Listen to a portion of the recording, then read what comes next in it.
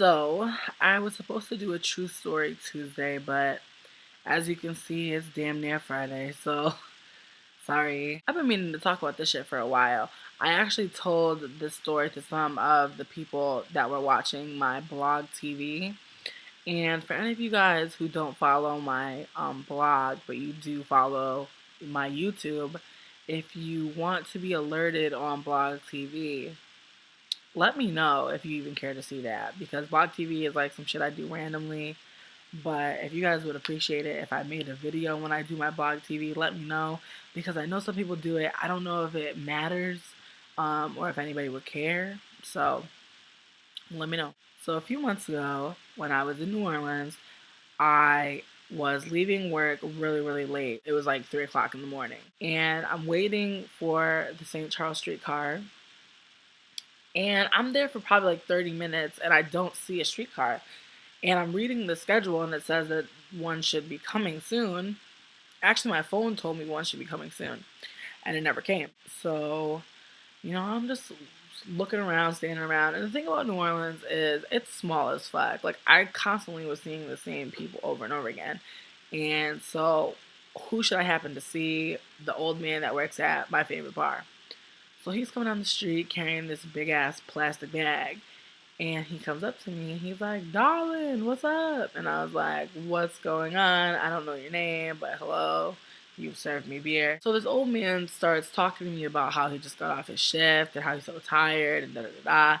And how he's gonna go to this like saloon like right down the street to go get a drink. And he was like, "Do you want to come with me?" And I'm like, "No, like I'm gonna just stay here and wait for the train because I don't want to miss it if it does come."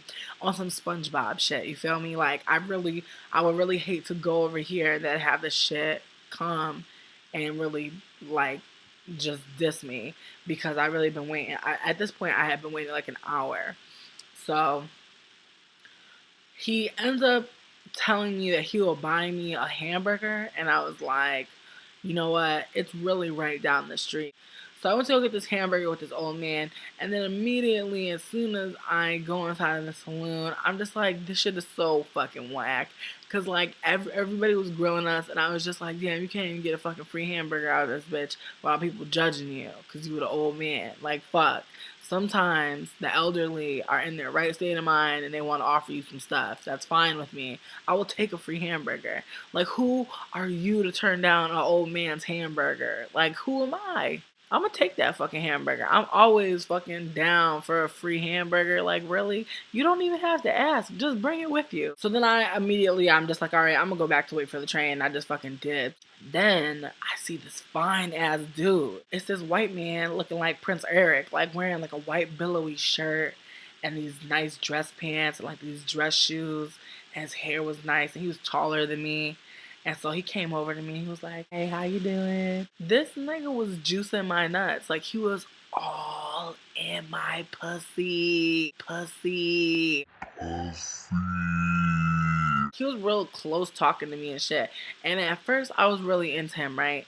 But then I was like, oh, like you smell kind of crazy. You know how people when they get drunk and it mixes with the cologne and you smell it coming through their pores, and it's hot in New Orleans. So it's like everybody's stink is baked. Everybody's stink is fried, sauteed, added butter, grits, and gravy. It's like jambalaya stinkiness. When you stinking. It's not regular stinking. It's like Cajun magic. Like you start fucking humming. It smells so bad you could hear it coming, okay? I started to step back from this nigga, right? And like, don't get me wrong, at first he was rapping to me and I'm over here giving him, I'm shooting the gab. And we were like hitting it off, but I'm telling you, I caught a whiff of this nigga and I was like, And then I don't know. He just started slurring his words and stuff, and he just started looking real sloppy to me. So I was like, you know what? I'm gonna take a fucking step back. I'm like inching away from him, and he's noticing this. And then he's like, "Can I get your number?" And I don't know why I said this, but something inside my spirit was like, "Bitch, ask this nigga, does he even have a phone?" And I said, "Do you even have a phone?" He was like, "Yes." And he was like, "All right, I don't want to lie to you. I don't have a phone." Nigga, you already lied. What the fuck? And here's my thing. if you gonna lie about some dumbass shit like not having a phone, bitch, really? Because don't get me wrong, I'm not gonna lie, I don't have a fucking phone because somebody robbed me. That's really what happened. Someone robbed me. I'm right now trying to decide what the fuck to do, what my next phone plan is gonna be. But that's some different fucking shit. This nigga like blatantly was like, I have a phone. No, I don't want to lie. I don't have a phone. Like, what the fuck kind of shit is that? So, I'm over here getting my fucking free laughs on him. And he's just like, why are you laughing at me? He's like, I feel like we could be friends. He's like, I feel like, we could mean something to each other. He's like, I feel like there's a connection here. And I was like, a connection? I was like, you don't even know my name. And he's just like, I don't know your name. I was like, you don't know my name. So then he's just like, I really can't get your phone number. And I'm like, no. I'm like, I don't give out my phone number to people who don't have phones. And he said, why not? Like, hella angry. Like, why the fuck not? And I said to him straight faced, because when people who don't have a phone get your phone number, they be calling you from all different types of numbers. I'm not here for that shit. Now this nigga is getting loud, getting angry, talking shit, calling me a fucking mulatto, telling me that I don't know what I am, telling me my parents created a crazy mistake, just yelling crazy stuff. Like, and keep in mind, it's 4 o'clock in the morning.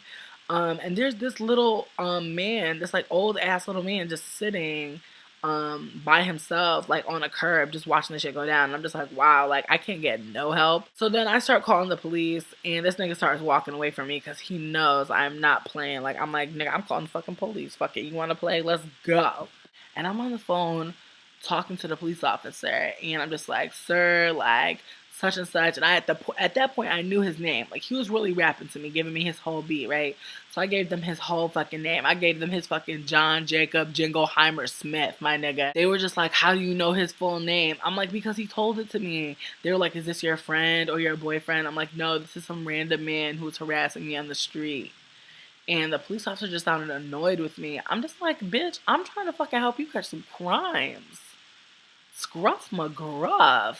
Like, probably like 10 minutes later, that little ass old man that was chilling watching the whole shit go down comes up to me, and he's just like, the St. Charles going this way is actually shut down till December, so you have to catch a bus. And I'm like, really? And he's like, yeah. And I'm like, thank you for telling me. And then I'm just like, damn, this nigga watched me stand there for like 2 hours. Did he think I was a fucking prostitute? Probably. So then I catch the bus, right? And I'm like tired as fuck, and I'm delusional as fuck, and I'm hot as fuck, and I'm just like feeling like shit. I feel like I smell crazy. And I'm like bothering the bus driver, and this nigga is like not having it. He's just like, bitch, sit down. Because I'm just like, does this bus go to Napoleon? And he was just like, yes. And I'm like, are you sure? And he's like, yes. So we finally get to Louisiana Avenue, and then I have to take the fucking actual St. Charles now, finally, hooray, to Napoleon. And then when I finally get on the fucking train, the fucking bus driver, train guy is just like, well, yeah, we're gonna wait like 45 minutes because of reasons. And just gets off and starts eating fucking snacks and shit outside of the fucking train. So we finally get going, take the streetcar all the way down to Napoleon. And I actually missed it. We went too far a stop, so I had to walk down another block. When I finally get back on Napoleon, I'm like, fuck, like I got a mile to walk, like so says my phone, right? So I'm on my phone, and I'm like trying to pretend like I'm on my phone. I'm listening to my radio on my phone. I'm just trying to, busy myself, because I'm like, okay, like I know in fat bitch estimates, it's going to take me about 40 minutes to walk this 1 mile, like right now at this point in time, because I'm tired as fuck, I'm downtrodden as fuck, a lot of fucks, and I'm just really not here for it. So, and plus, like, I had been drinking too, you know what I mean? Like, so I wasn't sober at all during any of this. So, I'm walking down Napoleon, and I noticed that there's this, like, little ass black sedan with some tinted ass windows riding, like, right alongside me, hella slow. So I looked over to my left, and the dude, like, was, like, making kissing noises, like, outside his car, and I was like, fuck off. This dude passed me 3 separate times before he finally said, something outside of the car and was just like, "Can I walk with you? Yo, can I walk with you?" And I'm just like, "Yo, go the fuck away!" Like I literally started like yelling, like screaming, like, "What the fuck? Go away!" Like, and it was freaking me out because I'm just like, "Oh my god!" Like this dude is not going to stop. Like he's really like following me hella long, and like that shit was like freaking me out. And so I like was calling like all my people like on the East Coast. I pretty much was calling people, leaving voicemails, letting them know where I was, my whereabouts and stuff, just in case, because you never know. I am a fat bitch. I know that I'm harder to kidnap, but that does not mean niggas won't try to kidnap me. You know what I mean? You never really know out here. So if somebody should drag me away, I'm letting people know where the fuck I was last seen. I'm continuing to walk and I don't see this dude no more, but I'm still kind of shook, you know what I mean? And then I see coming towards me, I'm probably like, I don't know, maybe like 60 feet from my house. I see someone coming up from the corner of Chapatulas and Napoleon, like coming up the street. And I'm not really thinking anything about it. All I'm thinking is, wow, like I didn't see that person. Like wow, like this person really just popped out of nowhere. And as they're coming closer to me, like I don't know, something is just telling me like get a good look at this person, you know, really study this person. And so I'm holding my phone in my hand. I'm holding it like a weapon. Like I'm ready to bust. You feel me? Like I'm like, listen, iPhone. Because and here's the shit. Like I had dropped my iPhone earlier, like that week, anyways, and it was like shattered on the back, and like some of the glass pieces was still like sticking out. And I just put a cover on the shit and was like, fuck it, we'll deal with this when we deal with this. And so what I was getting ready to do was like take the shit out the case and like rub the glass on his face, like if he even tried it. So I'm sitting there poised, ready with my fucking shit. And I'm noticing, like, I'm like reading this nigga. I'm like, okay, he's tall, dark skinned. This nigga's like 6'1", short dreads, really thin, wearing a hat, um, and wearing like a jumpsuit type deal. And so he passes me without a hitch, right? And so I like for a second I'm just like, okay, like for a second I kind of like forget that like I'm on guard because nothing happened, right? So as I'm walking, I'm like, keep in mind, like I'm right next to my house, pretty much. All I have to do is hit the corner, and I look to my left and I see that there's a car just sitting there running, right? And I look into the window, like I'm approaching the car, and I look into the windows, and nobody's in the car.